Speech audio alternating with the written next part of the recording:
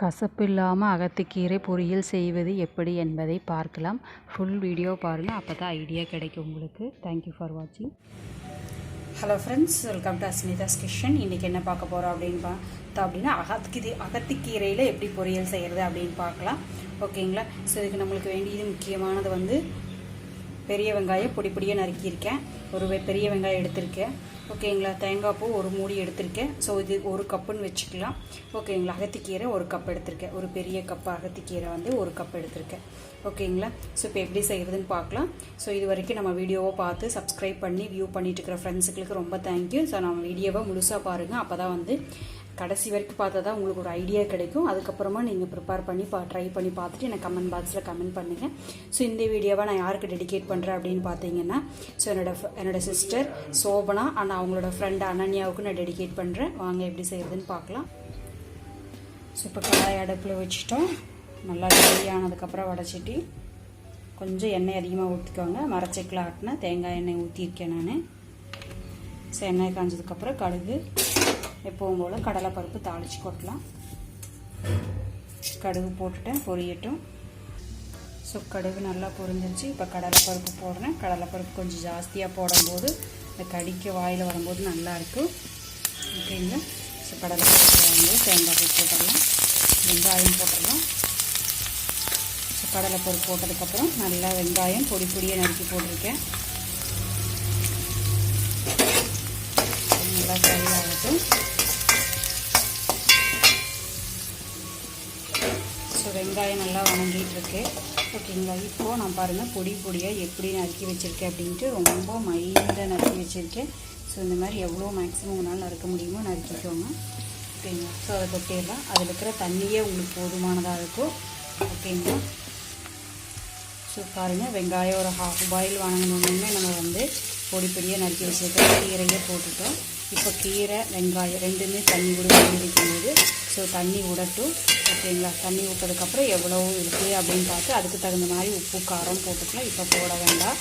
ஓகேங்களா? ஸோ பாருங்கள், போட்டோன்னே உங்களுக்கு செம்மையாயிருக்கு இல்லைங்களா? ஸோ இதில் ஹாஃப் ஆகும். அது வரைக்கும் நம்ம வெயிட் பண்ணுவோம். இப்போ மூடி வச்சு ஒரு மீடியம் ஃப்ளேமில் வச்சு ஓகேங்களா ஒரு 2-3 மினிட்ஸ் எடுக்கோங்க. இடையில எடுத்து பார்த்துக்கோங்க.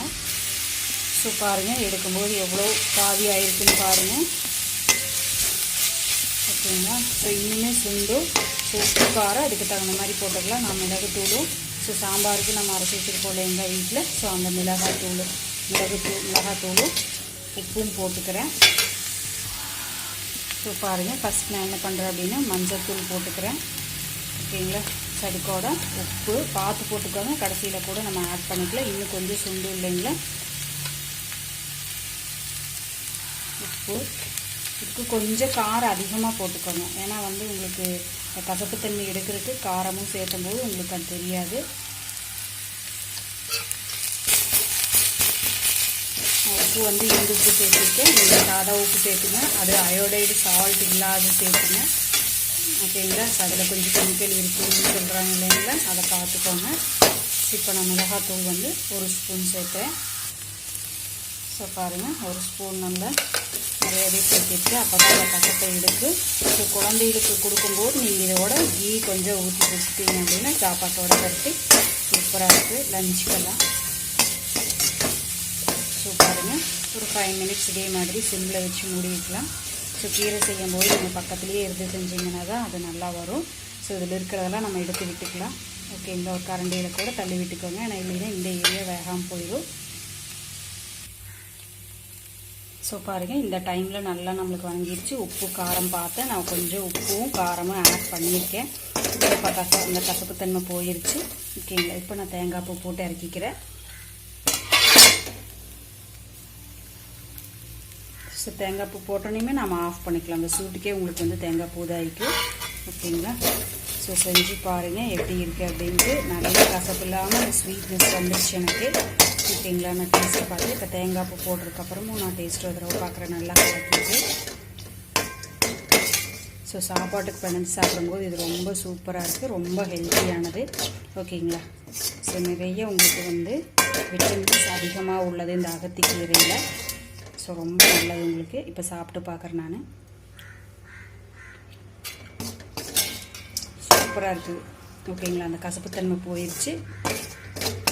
செஞ்சு பார்த்துட்டு எனக்கு கமெண்ட் பாக்ஸில் எப்படி இருக்குன்னு கமெண்ட் பண்ணுங்கள்.